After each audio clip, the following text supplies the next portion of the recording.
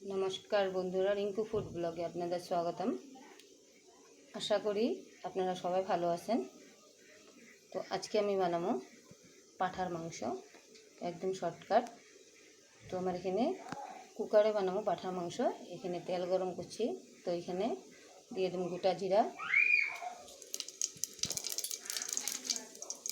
তেজপাতা,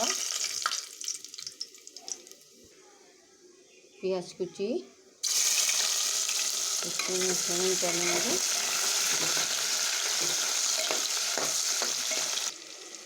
এখানে আছে মশলা, 2টা টমেটো পেস্ট, আদা, এক টুকরো আদা, একটা গোটা রসুন, 2 চামচ জিরা আর কাঁচা লঙ্কা আর জিরা গুঁড়া আমি এখানে পেস্ট করে নিয়েছি। এখানে পেঁয়াজটা একটু ভাজা হয়ে গেলে মশলাটা দিয়ে দেবো। এখন এখানে দিয়ে দেবো মশলা।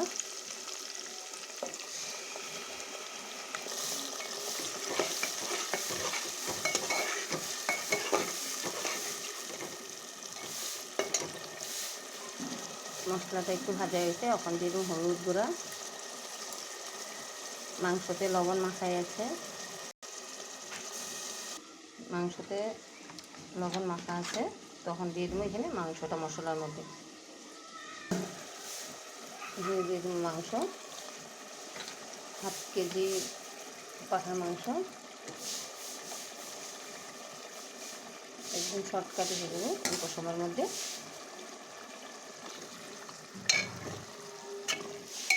সব মিষ্টি মাংসটা একটু সাঁতলে কুকারে ঢাকনা দিয়ে দেবো। এখন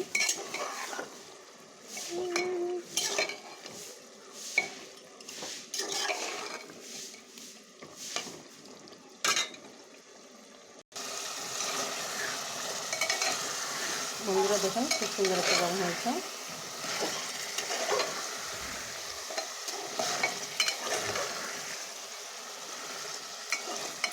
ঢাকনা দিয়ে দিয়ে কষায় দিচ্ছি।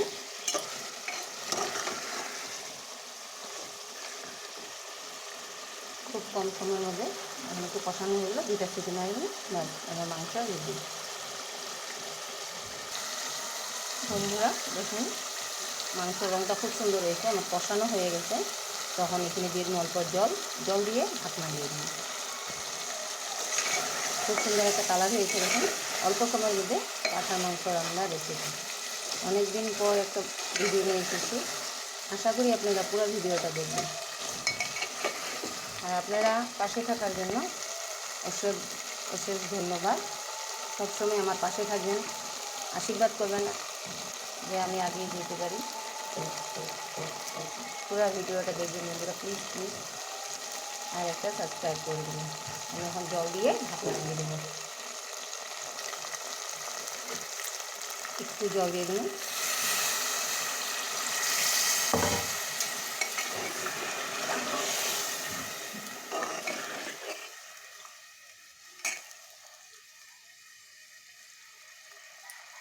দিয়ে দেবো আগে থেকে আলু ভাজা।